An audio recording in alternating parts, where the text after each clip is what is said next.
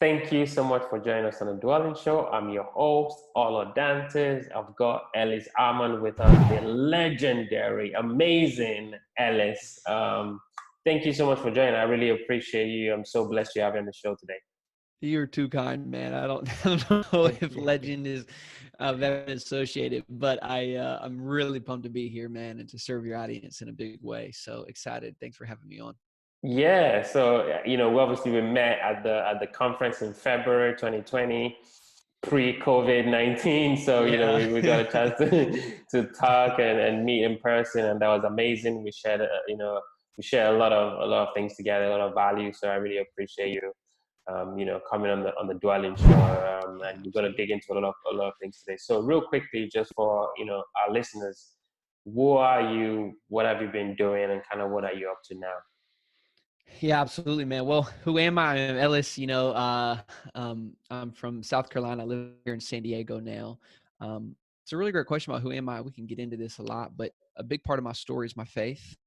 I actually started, kind of graduated college and became a full-time missionary and college pastor out in San Diego, California. We were building community faith on the college campus there, um, and there's a lot of that story and just kind of being in the world of nonprofit and kind of raising dollars and raising funds in order to support our ministry that in a lot of ways led me here because I was hungry and needed a vehicle to create wealth, to generate income. And, I won't get into too much. You asked the questions, but, I kind of say, and it's maybe the reason that on this show is just show people like real estate is an incredible vehicle to generate into building wealth, regardless of where you were. I mean, I was a missionary and I had no idea how to build wealth. Real estate was one of those things I thought that it was kind of an end of the journey asset. Like, oh, one day when I'm a millionaire, right? Like I'll start investing in real estate. But what I've learned over the past several years is that you don't have to be the 1% in order to start investing like the 1%. And when I kind of took hold of that truth, that's really opened up everything, man. So I say I'm from missions to multifamily. We own a multifamily syndication company now where, similar to yourself, we're acquiring assets in several different target markets, typically between 50 and 150 units is our sweet spot. Yeah, nice. I love that. Yeah, we would have thought, right? From being a missionary to now syndicating multifamily deals. Yeah. There's a ton for us to talk about. I mean, we can go into Kingdom Capitalist. I've been on one of your calls. Oh, Amazing. yeah. Yeah, we can dive into that. Before we actually jump in the show, you've got your T-shirt, eggs and cash flow. Nice T-shirt. I like that. Yeah, Anybody exit listening cash to this, flow. yeah, go check it So out on we'll YouTube. reach out to me. They're not for sale unless the prices are right, right? But no, we started, which I would encourage anybody who's an active operator or the thing that I have loved about real estate, just the community that it brings together, because I think real estate is like that last frontier of people who, it's like you can still get really wealthy and not be that smart is like the, is why I love real estate, right? And so there's a community I think that it builds. And so Eggs and Cash Flow is actually a breakfast we do here in San Diego at 7 a.m. on Thursday mornings. And, it's for the people who are committed, who are desires to change their life and their outcome. And so in cash flow is essentially just kind of our motto of folks who get up and, we always, our tagline is the only thing that goes better with bacon or that bacon and eggs is cash flow and eggs, right? Eggs and cash flow is our thing. So it's our community here in San Diego. Yeah, nice. Thanks for sharing that. Yeah, I think I saw like a video or picture or something on LinkedIn about Yeah. that. Yeah, awesome. Yeah. Yeah. So kind of go back a little bit for us. So you were a missionary, while you were in college, and then obviously you were looking at vehicles to create wealth. Can you kind of just kind Right. of tell us, rewind a little bit for us, how you kind of got started in really finding real estate to be that particular Yeah. asset class or vehicle to create wealth? Yeah, I share story a lot, and I'll tell it quickly. But I remember about a month before we got married, man. I was really hungry at this point to figure out um, how do we start making money outside of just raising money for our ministry. And I just was praying, even just thinking about how do we do this? I was hungry for that. And I remember, and I think like it's one of those things, because I do believe there's a God who's guiding our paths, and I was asking for it, and I was trying to figure out how we go. It's funny how it came. I was driving in the car, and I heard a radio ad that said, "Hey, if you want to learn how to build wealth through real estate, come to this seminar." And I was like, "It's me!" Like I was so like I'll show up, and so I went to this seminar. It was one of those kind of pitches where like if you come to 2 hours and you invest the money for this 2-day thing, and then they probably want you to buy like this 50K thing.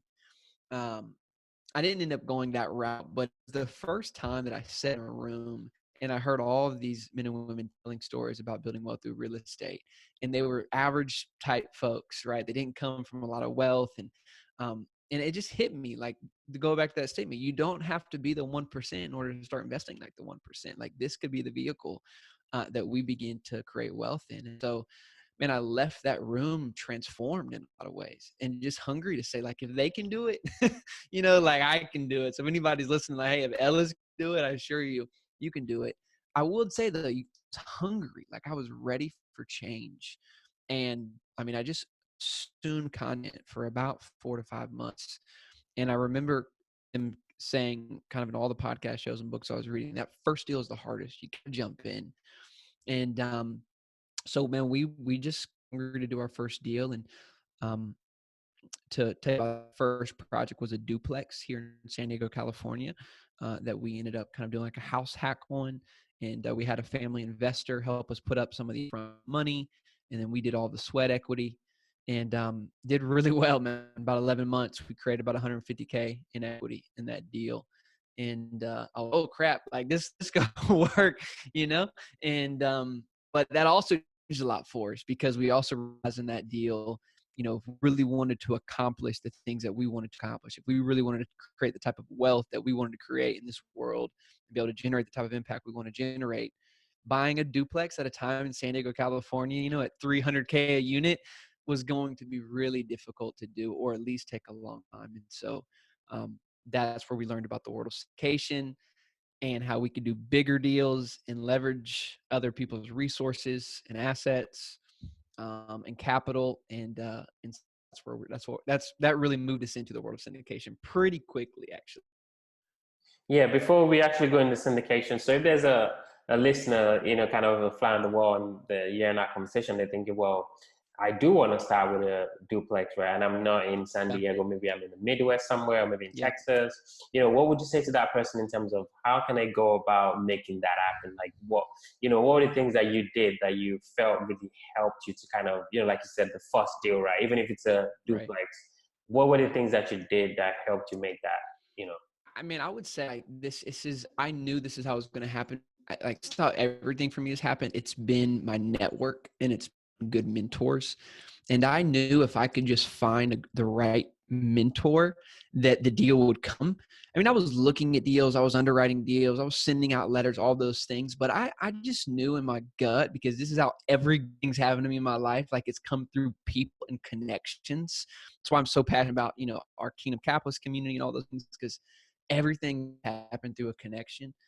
And so, man, I just got evangelistic in of like what we wanted to do and telling everybody. And that led me to my first mentor, who was the guy who helped us find the project that we actually purchased, helped us get under contract, and then he helped us do the rehab. That was the mentor who could have essentially just hold our hand through the process. And so I guess if anybody wants to get started, go find the guys or girls in your market who are already doing it. And just, I mean, for me, I took them dinner, I bought them wine, like I was a buddy. But figure out ways that you can come along, how to provide value and learn what they're doing. That's going to be the biggest accelerator, for your business or for your career. Yeah, it makes sense. Yeah, it makes absolute sense. So then you did this duplex in 11 months, you got a bunch of equity. You were like, oh my goodness, this actually works. Mm-hmm. But then you didn't think, let's go buy, 10 more duplexes, right? You, you went into syndication and, kind of the same path. We bought our first duplex in Baltimore, Maryland, and then went into a little bit of flipping and syndications, but you went straight into syndication. So if there's anybody out there maybe trying to emulate what you've done, right? In terms of kind of, starting small then kind of scaling pretty quickly into syndication. Syndication is extremely complex. You know that just like I do. Mhm. What did you do? Or what was your formula? It probably was the same with what you did with duplex, but what was that formula to really get into syndication and get going in terms of from a, getting a deal done from a tactical perspective, but from also from raising the capital. So if you can help us with that, that'd Yeah. be really No, helpful. that's really good, man. I mean, I definitely think like, I mean, it's why aren't like this is a complicated question because if people listen to your show, they're probably interested in syndication, either in investing or doing their own type of deals. And I'd say the biggest mistake I see right now, like, I mean, first of all, it's kind of a trend, right? Everybody wants to do the big multifamily deal syndications. I would say the biggest mistake I see most people making is that they try and do everything on their own. Like they're trying to underwrite the deals, they're trying to build the brand, they're trying to raise capital. And I'm like, this is a business. Like, if you don't treat this thing like a business, then you probably shouldn't be in it. If you want to do syndicates, right? If you want to do big deals, because there's just too many things going on in order to really move at speed, which you have to do in this industry. You can't really do this on your own. You can do on your own, stay small. Um, but you want to go big, you have to find partners. And the biggest advice I could give is you have to first figure out like what is your value? What do you do well? And so the way that we got into that first deal is I was already experienced in raising money because that's what I did as a missionary. I was raising funds for our nonprofit. And so I had a network. I was comfortable asking people for money. um, and I say asking people for money. That's not really what we're doing. We're giving them an opportunity to invest in an asset class that the entire world wants to be in, United States real estate, right? So first of all, I like saying that because as a money raiser, you're not just asking for money, you're giving opportunity for people. Um, but so I was okay with that. And that was the value I could bring.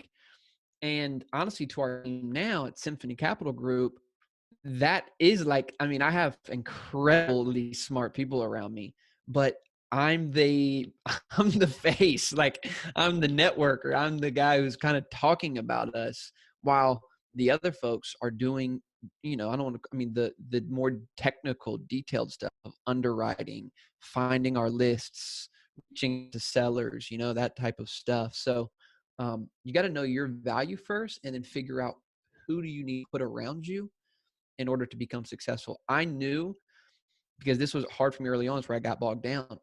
I had a really hard time of all the deals that were coming in, finding time to underwrite them and know what we should make an offer on. And so I knew that if I was going to build a business around this, I had to find people who were really good and who really enjoyed doing underwriting, because I couldn't imagine enjoying underwriting. Like, who does that, right? But what's funny?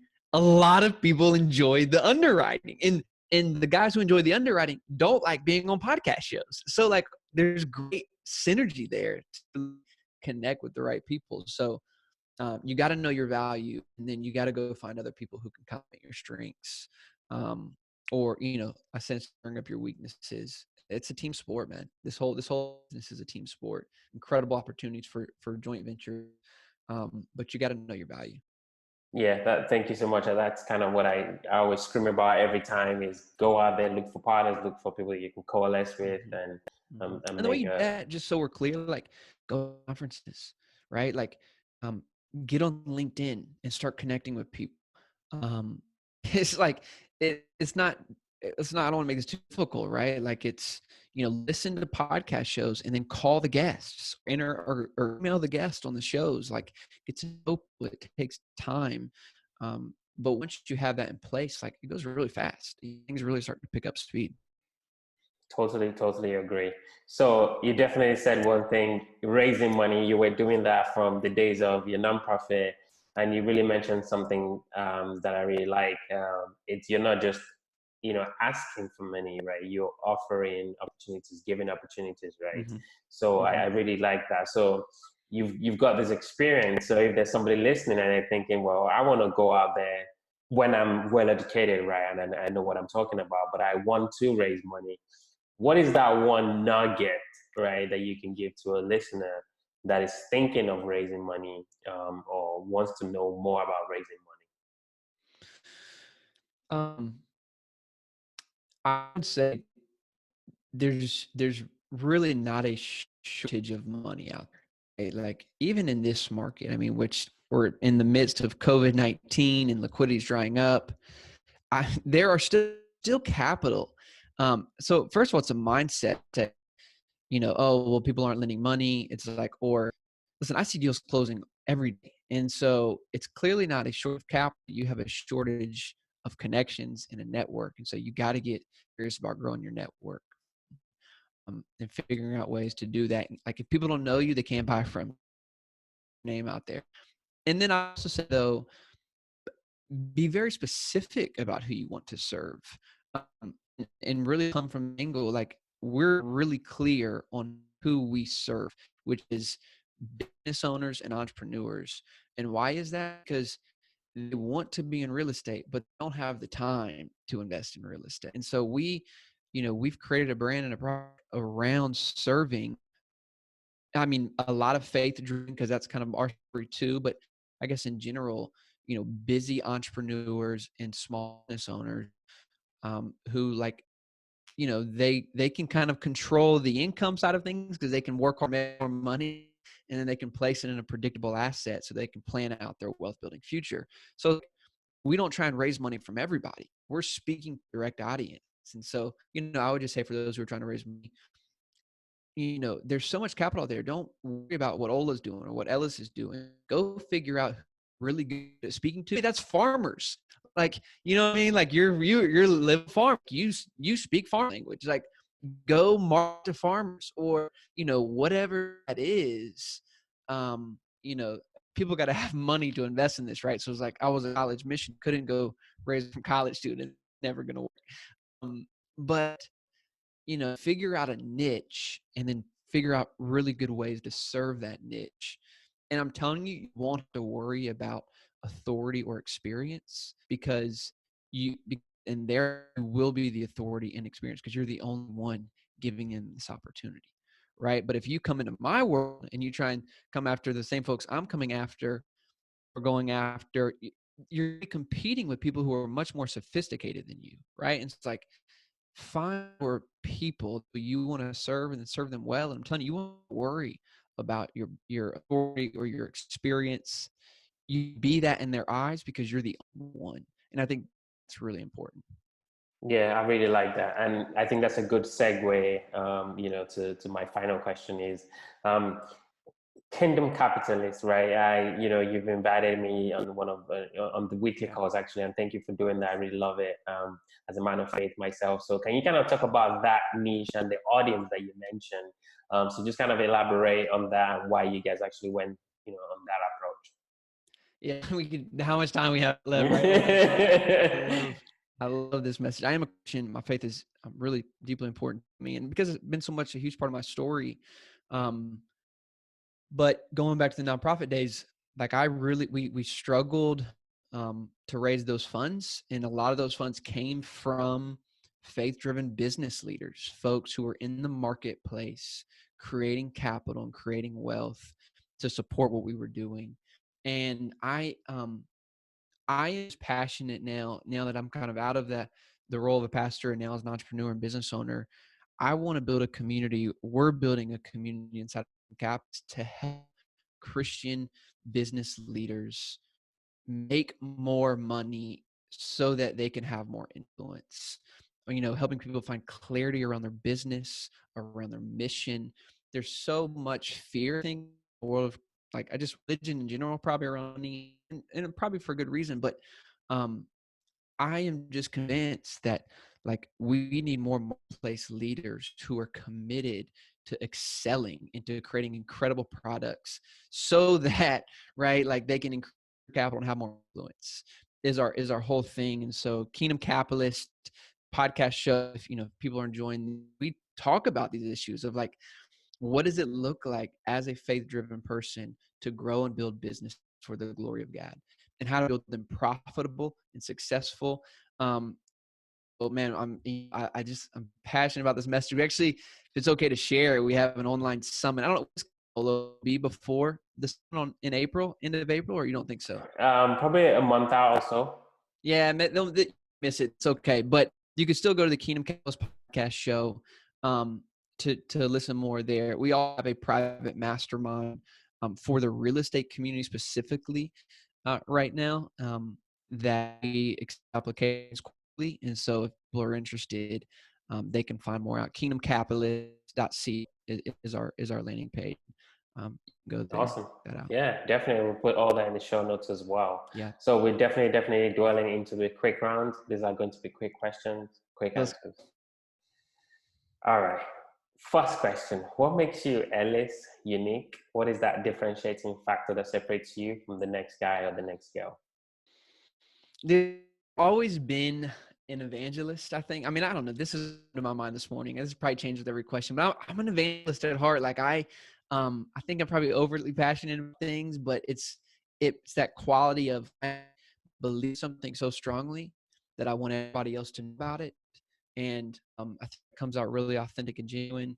You know, I believe in God. I believe in the power of multifamily. I believe that Christians should make more money, and I'm on a mission to help people do that.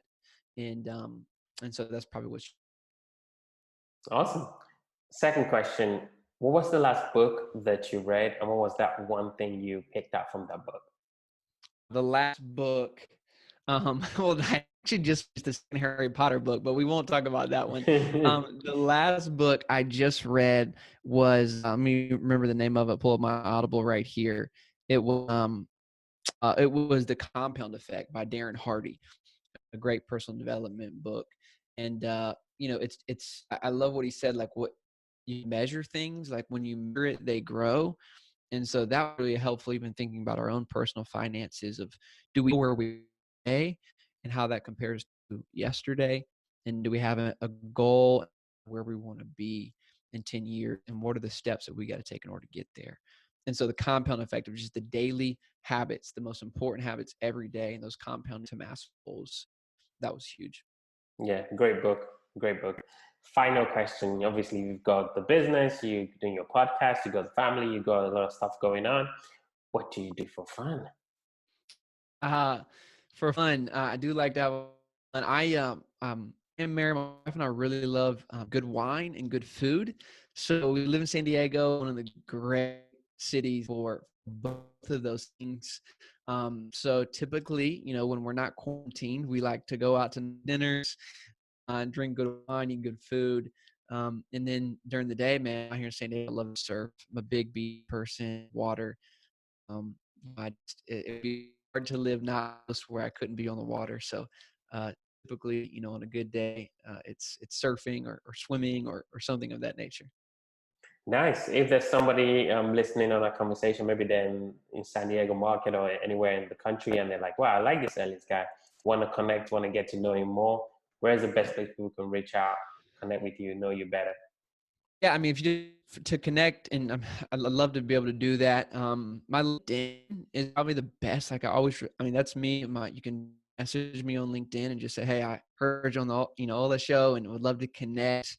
That's probably the greatest way. Like that, we do have a podcast show, Kingdom Capitalist, and I mean, there's just so many, I guess, ways. But LinkedIn is probably the best they can go. And then if they're a passive investor, I can send them some resources, or if they want more about our mastermind, we can talk about that as well. Ellis, thank you so much. Really appreciate you coming on the show Yeah. today. Thank you, thank you, thank you. Thanks. It was a blessing, man. Wow, that was Ellis. Ellis Hammond is a great guy. He's a good friend. Like I said on the show, met him in Denver in person. So really, go out, connect with him. Go on LinkedIn, connect with him, learn more about what he's doing with the Kingdom Capitalist brand. I've been on some of the calls as well. Amazing. Ellis is a great guy. So if you want to know more about Ellis, LinkedIn, like you said, is probably the best place. There'll be some information in the show notes as well for that. The other thing I want to talk about is reviews. So if you're listening to this on iTunes or maybe you're watching me on YouTube, there should be a link as well. Go there on iTunes, just give us a 5-star review. This really, really helps the show. Currently we're not monetizing the show at all. So we just your reviews goes a long way. So if you're listening to this, especially right now when you're indoors quarantined, just give us like a minute of your time and just give us a good review. We really, really appreciate you. Thank you so much for listening to the show. Thank you. Thank you.